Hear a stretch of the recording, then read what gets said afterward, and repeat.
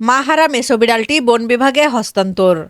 ঝিনাইদহ সদর উপজেলা থেকে উদ্ধার হওয়া মেছো বিড়ালটি বন বিভাগের কাছে হস্তান্তর করেছে কালীগঞ্জ উপজেলা নির্বাহী কর্মকর্তা রেজওয়ানা নাহিদ। গত বুধবার দুপুরে নলডাঙ্গা বাজার থেকে স্থানীয় বাসিন্দারা মেছো বিড়ালটি আটক করে। উদ্ধার হওয়া মেছো বিড়ালটি যেন প্রকৃতির নিরাপদ আশ্রয় লাভ করতে পারে সেজন্য খুলনা বন বিভাগ কর্তৃপক্ষের কাছে বৃহস্পতিবার বিকালে হস্তান্তর করা হয়।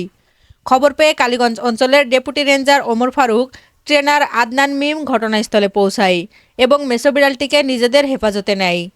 খুলনা বন বিভাগের পক্ষে খুলনা বিভাগীয় ranger Ismail Hossain, junior wireless scout Mohammad Shahin Hossain ও ড্রাইভার শরীফুল ইসলাম 7 দিন বয়সী এই মেছো বিড়ালটি গ্রহণ করেন।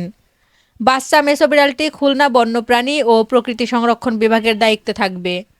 খুলনা বন অধিদপ্তরের বন্যপ্রাণী ও প্রকৃতি সংরক্ষণ কর্মকর্তা ইসমাইল হোসেন বলেন, প্রাণীটির প্রকৃত নাম মেছো বিড়াল, কিন্তু অনেক এলাকায় এটিকে মেছোবাঘ নামেও ডাকে। বাঘ নামে ডাকার কারণে শুধু শুধু আতঙ্ক ছড়িয়েছে। প্রাণীটি মানুষকে আক্রমণ করে না, বরং মানুষ দেখলে পালিয়ে যায়। তাই এটি নিয়ে ভীত হওয়ার কিছু নেই।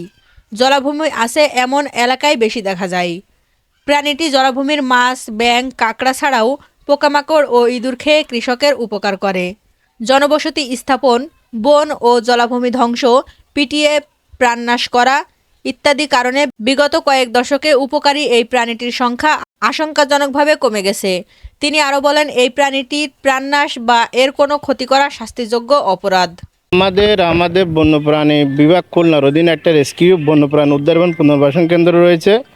সেখানে আমরা এটাকে রেখে উদ্বোধন কর্তৃপক্ষের আমাদের ডাক্তার আছেন, ভেটেরিনারি সার্জন, তার পরামর্শক্রমে যতটুকু সম্ভব ইনশাআল্লাহ আমরা এটাকে যে ওনার মায়ের দুধের পরিবর্তে তার কী খাওয়ালে তার জীবনটা বেঁচে থাকবে, আমরা সেটা সর্বোচ্চ চেষ্টা আমরা করব।